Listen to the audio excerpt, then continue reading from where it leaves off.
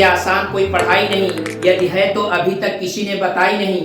आज आप लोगों के बार बार आग्रह पर हम एक विशेष टॉपिक को लेकर के आए हैं, वर्ग एवं वर्गमूल में शून्य की भूमिका, role of zero in square and square root. Zero हमने बताया है कि ये गणित का राजा बाबू है, इसका किसी भी मतलब गणितीय संक्रिया में जो रोल होता है वो बड़ा महत्वपूर्ण हो जाता है।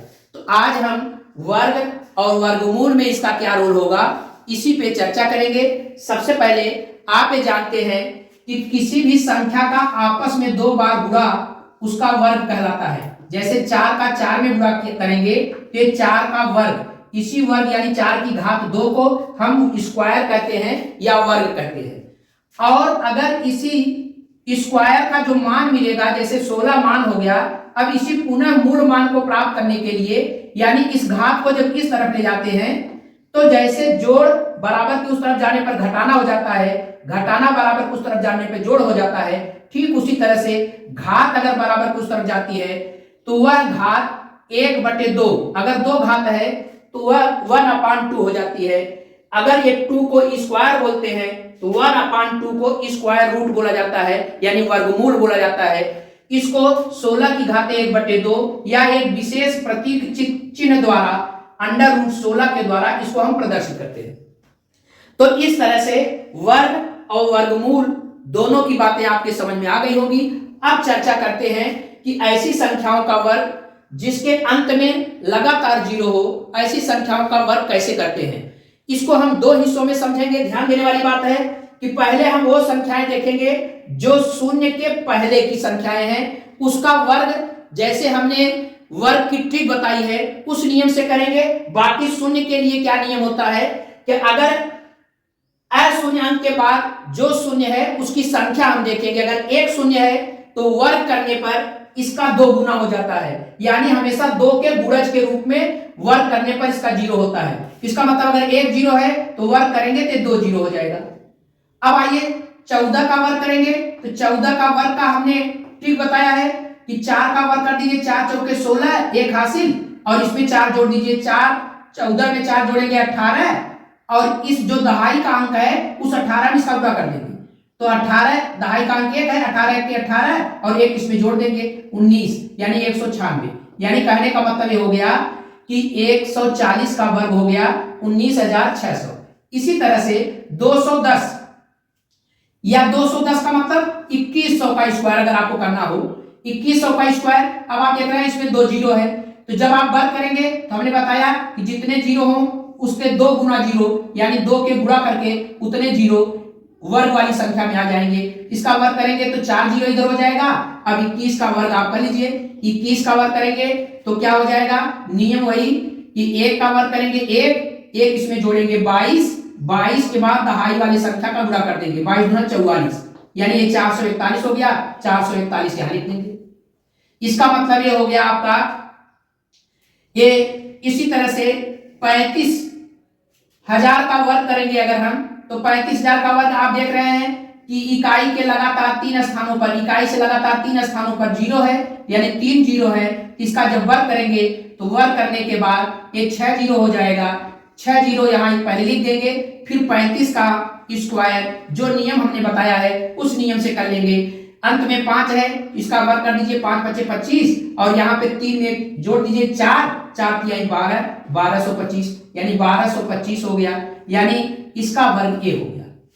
इस तरह से किसी भी संख्या का स्क्वायर आप बड़े ही आसानी से इस तरह से कर सकते हैं। अब बात करते हैं हम स्क्वायर रूट की। जरा ध्यान दीजिए, स्क्वायर रूट में भी वही प्रक्रिया आप दिमाग में रखेंगे। 0 का ट्रीटमेंट अलग करेंगे, 0 और उसके बाद जितनी संख्याएं बचती हैं उसका जो स्क्वायर रूट का हमने नियम बताया है उससे कर लेंगे।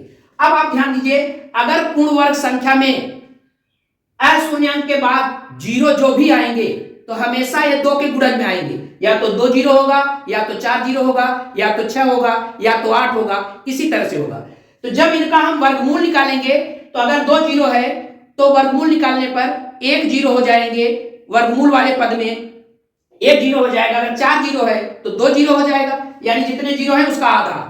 तो यहां से इसका अगर वर्गमूल निकालेंगे तो इकाई वाले स्थान पर 1 0 हो जाएगा अब 9216 का हम वर्गमूल निकालेंगे।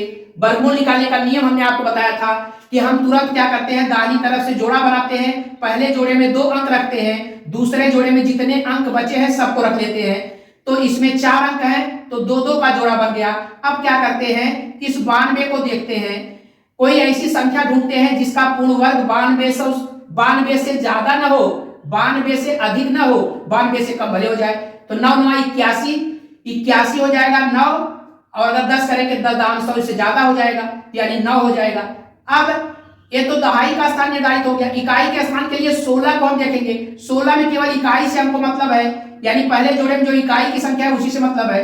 अब इस संख्या को हम गौर से देखेंगे, अगर इसका वर्गमूल नहीं होता, अगर वर्गमूल होता तो वर्गमूल लिखते, अगर वर्गमूल नहीं है तो हम क्या करते हैं, तब हम क्या करते हैं, इसके इकाई के स्थान पर या 6 होगा या तो इसका परम मित्र 4 होगा। अब यह निर्धारित करने के लिए इसमें 6 होगा कि 4 होगा, हम क्या करेंगे, इसमें एक संख्या इससे ज्यादा का गुणा कर देंगे।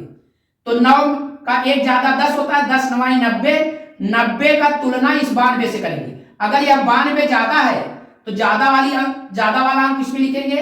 अगर एक कम आता है, ऊपर वाली संख्या ये जो जोड़ा वाला है, अगर एक कम आएगा तो कम वाला अंक लिखेंगे।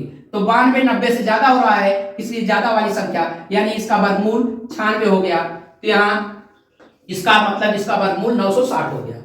इसी तरह से आइए इसका, अब यहाँ देखिए 4 जीरो है, इसका मतलब इसके वर्गमूल में 2 जीरो हो जाएगा। अब ठीक इसी तरह से √2304 का करेंगे, 2304 में जोड़ा बनाएंगे तो 02 का। अब इधर देखेंगे तो सबसे पहले देखिए 4 चौके 16, 4 हो जाएगा, यहाँ पे 4 हो गया। अब यहाँ पे देखिए इकाई के स्थान पर 4 है दूसरे जोड़े में, तो 4 का वर्गमूल 2 होता है, तो इसमें 2 होगा इसके इकाई के स्थान पर, या तो इसका परम मित्र 8 होगा।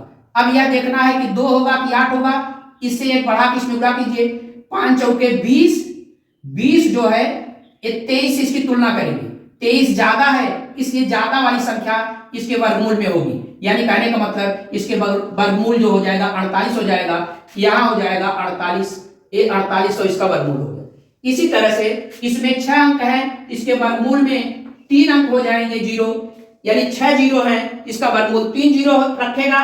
अब 625 का आप जानते हैं, 625 का वर्गमूल इस नियम से निकालते हैं, तो जोड़ा बनाएंगे तो ये हो जाएगा 25 का एक जोड़ा, एक 6 का। तो 6 में कोई ऐसी संख्या देखेंगे जिसका पूर्ण वर्ग 6 से ज्यादा ना हो, यानी 2 आती है वो संख्या।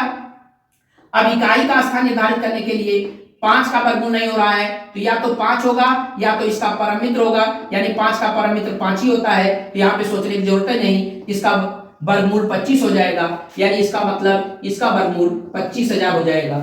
इस तरह से बड़े ही आसान तरीके से हम शून्य वाली अगर संख्याएं हैं तो उनका कैसे वर्गमूल करते हैं, हमने आपको बताया कि आप ध्यान देंगे कि जो शून्य है वो जोड़े में रहेगा पूर्ण वर्ग संख्याओं में, तो जितने शून्य है उसका आधा करके वर्गमूल में लिख देंगे, बाकी जो पद होते हैं जो वर्गमूल का हमने नियम बताया है उस नियम से कर लेंगे। हमें उम्मीद है कि यह बातें आपको अच्छे से समझ में आई होंगी। फिर किसी अगले नियम और अगले ट्रिक के साथ हाजिर होंगे, तब तक के लिए धन्यवाद, थैंक यू।